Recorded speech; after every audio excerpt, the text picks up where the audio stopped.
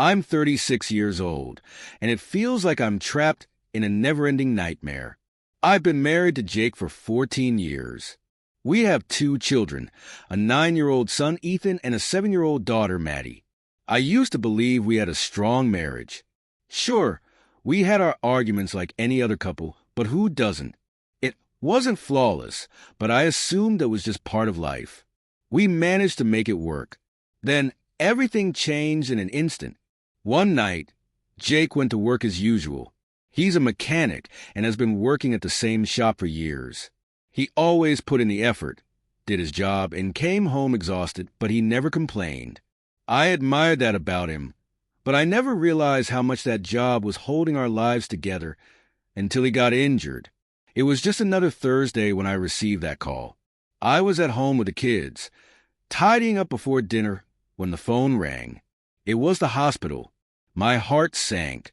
They told me Jake had been in a work accident. It wasn't supposed to be serious, just a few bruises, they said. But when I arrived, I was in shock. Jake was sitting in a hospital bed, his face pale, looking like he hadn't slept in days. The doctor explained that he had severely injured his back, fracturing a couple of vertebrae. They said he might never walk without pain again. I didn't know how to process it. I remember staring at Jake thinking, how could this happen? He was always so cautious, always so careful. But now, he was broken and unable to do the things he once did. I tried to be supportive, of course. But honestly, it didn't take long before I started questioning everything. Jake couldn't work anymore. The bills began piling up, and suddenly, I found myself in a situation I had never imagined. We were surviving on his savings and my small freelance income, but it wasn't enough. It felt like the entire world was collapsing around me, and I couldn't hold it together. I'll admit it, I've never been great with money. I was always a stay-at-home wife, making sure the house was clean, meals were prepared, and the kids were taken care of. I thought that was enough, but with Jake unable to work, everything started falling apart. I spent money without considering the consequences. New clothes for myself, small treats for the kids. Nothing extravagant, just little things that didn't seem like a big deal at the time. But now, those little expenses were adding up, and I couldn't undo the damage. One night, after the kids had gone to bed, Jake and I sat in the living room. He looked exhausted from the pain medication, and I felt completely drained from all the stress. He looked at me and said, "Kristen, we're going to lose everything if you don't start taking this seriously." My face burned with frustration. Of course, I was taking it seriously, but I hadn't realized just how much pressure he was under. He had always taken care of everything before. Now, I was supposed to handle it all, and I was failing miserably, but I couldn't tell him that. I didn't want to admit I had no idea what I was doing. So, I simply nodded and said, "I'm trying, Jake. I really am." But deep down, I knew I wasn't. I didn't even know how. I had always felt like I deserved things simply because I managed the household. I never truly understood how much of our stability depended on Jake. Now, I was standing in the middle of a disaster I didn't know how to fix. It didn't take long for Jake to start pulling away.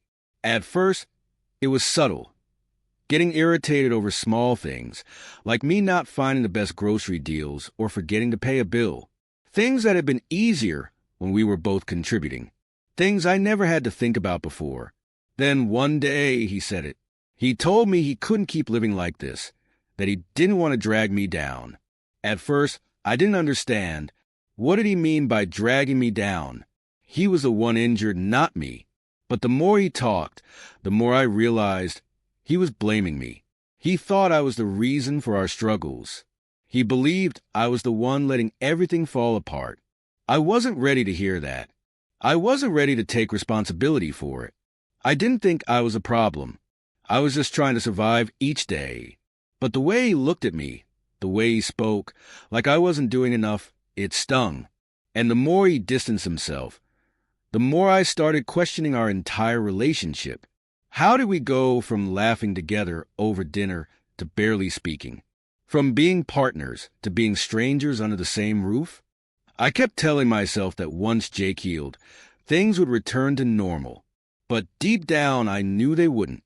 Too much had changed. I don't even know when the gap between us became so wide, but now Jake is talking about divorce. I don't know what to do. Part of me thinks he's just overwhelmed, frustrated, in pain, letting the stress get to him. But another part of me wonders if he's right. Maybe I'm not cut out for this. I have no idea what happens next, but I'm terrified. Should I keep fighting for our marriage? Or am I just wasting time? I never thought it would come to this. We've been through so much together. Life was never easy, but we always found a way. Or at least, that's what I believed. Now, every conversation seems to push us further apart. We're both so exhausted. I won't lie. I feel myself slipping. It's like I want to fix things, but I don't know how. I don't even know where to begin. All I've done is try to keep everything together, while Jake has been confined to bed, barely able to move. But I've never been good at this. I've never been good at handling serious matters. I was always the fun one, the spontaneous one. I'm impulsive. I buy things I shouldn't. I commit to things without fully thinking them through.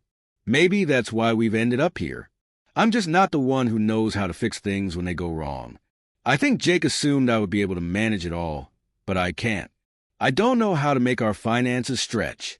I don't know how to pull us out of this downward spiral. And the worst part, I'm exhausted from pretending that everything is fine. I'm tired of reassuring people that we'll get through this when, deep down, I feel like I'm drowning. Jake isn't just injured physically. He's hurting in ways I don't know how to heal. Maybe that's because I don't care enough to fix it. God, that sounds awful, doesn't it? But it's the truth. I hate admitting it, but I don't even know if I can keep going. I don't know if I have the strength for this. I used to think I did, but now I'm not so sure. Jake has been distant. Even when we're in the same room, it's as if he's already checked out. Like he doesn't want to be here anymore. And honestly, I don't know if I blame him. He's been so patient with me over the years, and I've just taken it for granted. I didn't appreciate everything he did until it was too late. And it's not like I don't have my own faults. I do. I know I do. I've always been the one to avoid difficult things. The financial problems, the real grown-up responsibilities. But now, everything is crashing down, and I'm the one left holding the pieces. I keep thinking back to the good times. When we first met, everything seemed effortless. He was my rock, the one who had everything figured out. He had a stable job. He could fix anything, and he was always the responsible one. But now, I'm the one who's supposed to pick up the pieces, and I can't. I've never been good at it, and I don't know how to start now. Part of me is angry at him for getting hurt, for making me feel like I have to take responsibility for everything. Angry at myself for not seeing this coming. But there's another part of me that's terrified. Terrified of being alone, terrified of losing him.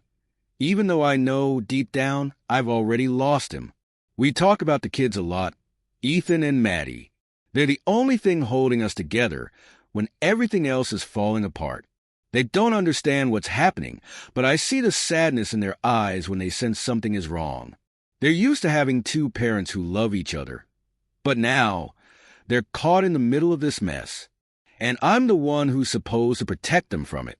But how can I protect them when I can't even protect myself? Sometimes, when Jake looks at me, I see disappointment in his eyes, and I can't help but wonder if I'm the one who has failed him. He always says he doesn't blame me, but how can he not? He didn't ask for this injury. He didn't ask to lose everything. And I certainly didn't ask to be the one who has to fix it all. But here we are. Jake has been talking more and more about divorce, and it's like he's already made up his mind. Honestly, I can't blame him. I've been distant too. I haven't been the wife I promised to be. I haven't been the one who holds everything together like I should have. But I don't want this. I don't want to lose him. I don't know how to fix this, but I can't just let it all fall apart. I'm not ready to give up. I don't want to look back and wonder where it all went wrong.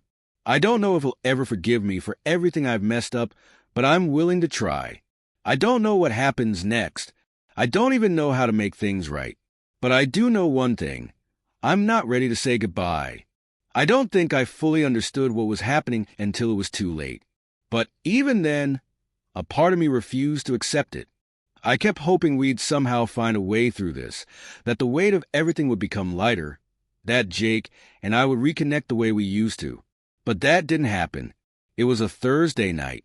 Jake was sitting in the living room again, like he always did, staring at the TV but not really watching it.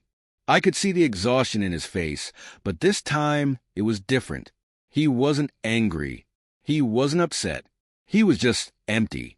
That night, he told me something I wasn't ready to hear. "I'm done, Kristen," he said, his voice so quiet it barely sounded like him. "I can't do this anymore.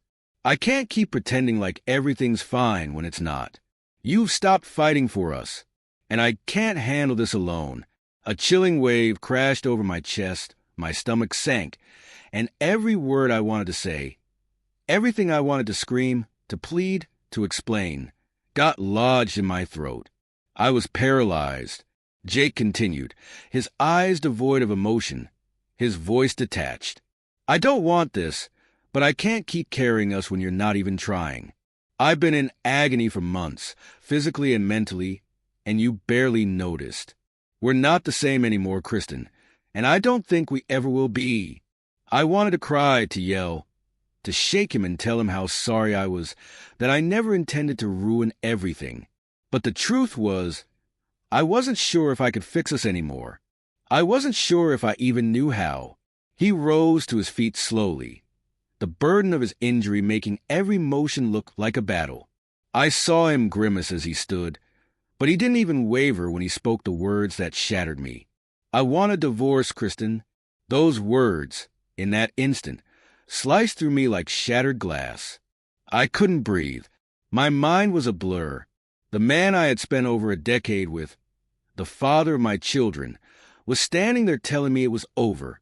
Tears fell before I could stop them. I begged him. I truly did, but he was done. He had nothing left to give, and neither did I. I could feel the distance between us, years of unresolved tension, missed chances, and mistakes clinging to the air like an unshakable fog. In the end, it wasn't the injury that broke us. It was everything that followed. The way I withdrew, the way I assumed things would magically mend themselves, the way I failed to grasp what Jake truly needed until it was far too late. I wish I could say I fought for him. I wish I could say I tried harder to make it work. But honestly, I didn't. I couldn't. I didn't know how. Jake moved out 2 days later, taking a few essentials and leaving behind the life we had painstakingly built. I remember standing in the doorway, watching him go, realizing this was real, this was happening. I had failed him. I had failed us. The divorce was finalized a few months later. Just like that, everything we had created, every memory, every promise, every fleeting moment of joy, was reduced to a few sheets of legal paperwork. I never expected the pain to be this intense, the hollow ache in my chest to feel so unbearable.